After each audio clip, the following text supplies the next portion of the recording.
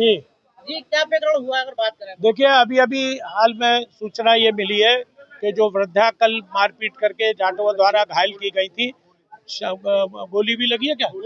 गोली भी है। वो आगरा में एसएन हॉस्पिटल में एडमिट थी। लेकिन अभी अभी एक क्षण पहले ही ये खबर आई है कि उनका इंतकाल हो गया, उनका स्वर्गवास हो गया। तो अब मेरा प्रशासन से, आपके चैनल के माध्यम से अनुरोध है कि उन दोषियों के खिलाफ 302 की कार्रवाई होनी चाहिए। अब अगर बात की जाए ठाकुर समाज पर बारात न चढ़ने का आरोप लगा था, मारपीट हुई थी, क्या था पूरा? अरे तो बारात न चढ़ने का, चढ़ने किसने रोकी है? बारात ने तो पहले ही तोड़फोड़ शुरू कर दी है। जब वहाँ आक्रोश पैदा हो गया तभी तो उसका एक्शन का रिएक्शन हुआ है। तो इन्होंने जानबूझ के बारात पहले नहीं चढ़ी है। पहले की लड़कियां कुंवारी डोल रही है क्या? पहले भी बारात चढ़ती रही है। हमेशा हम लोगों ने सहयोग किया है, आर्थिक सहयोग किया है, सामाजिक सहयोग किया है, राजनीतिक सहयोग किया है। कब सहयोग नहीं किया? एक ही गाँव नरौली है जाटवों का, सबरे गाँव में मिर्जापुर में पूछ लीजिए आप, हमने नहीं मदद करी क्या? तो क्या प्रकरण रहा पूरा? नहीं, प्रकरण तो ये था कि बारात आई थी जाटवों की, और शुरुआत में आपको बता दूं उसकी पृष्ठभूमि क्या है। वहाँ एक महाराणा प्रताप का बोर्ड लगा हुआ है, उसका उद्घाटन मैंने किया था, समझे आप, लोकार्पण मैंने किया। तो अब वहां पर लोग मलमूत्र करते हैं उस बोर्ड के नीचे, जाटव लोग, बदनाम करने के लिए। ये गंदी जगह है। महाराणा प्रताप की, कल को कोई अम्बेडकर की मूर्ति पे जाके मलबूत्र रहे तो क्या अच्छा लगेगा? वो हमारे पूजनीय नहीं है? तो महाराणा प्रताप पूजनीय सबके हैं, समाज के।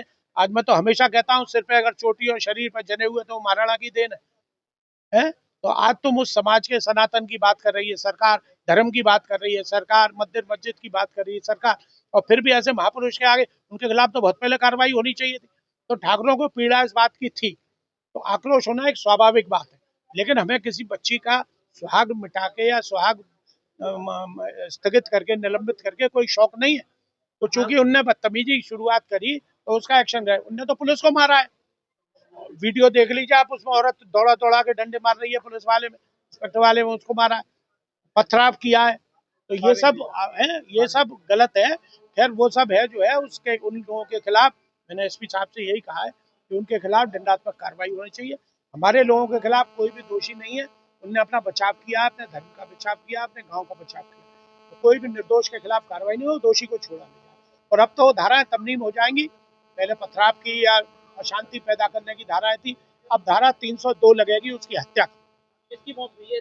शांति देवी। कैसे मौत हुई है, क्या पता चला? अरे गोली लगी है, मारपीट करी है उनके साथ, वो बेचारी जीवन मृत्यु से संघर्ष कर रही थी आगरा में।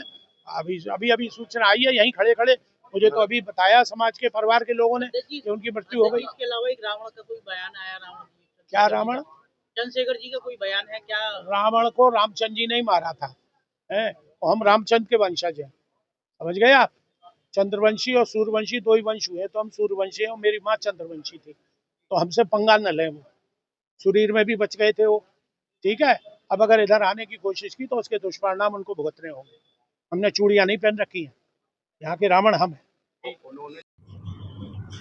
कल थाना हाईवे क्षेत्र में एक बारात जा रही थी, जिसमें कि कुछ कहासुनी हुई, और उसी के क्रम में पास में एक दुकान थी, जिसमें कि दुकान वाले से विवाद हो गया और दुकान में तोड़फोड़ की घटना हुई, और इसके बाद दोनों पक्षों के बीच में पथराव भी हुआ।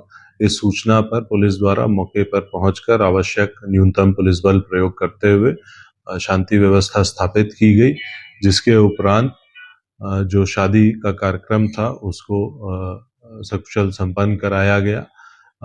इस घटनाक्रम में एक महिला जो कि दुकानदार पक्ष की थी, वो एक 70 वर्षीय वृद्ध महिला है, उनके चोट भी आई है, जिनको कि इलाज हेतु अस्पताल में भर्ती कराया गया है। वर्तमान में उनकी स्थिति स्थिर है, फिर भी सतर्क दृष्टि रखी जा रही है।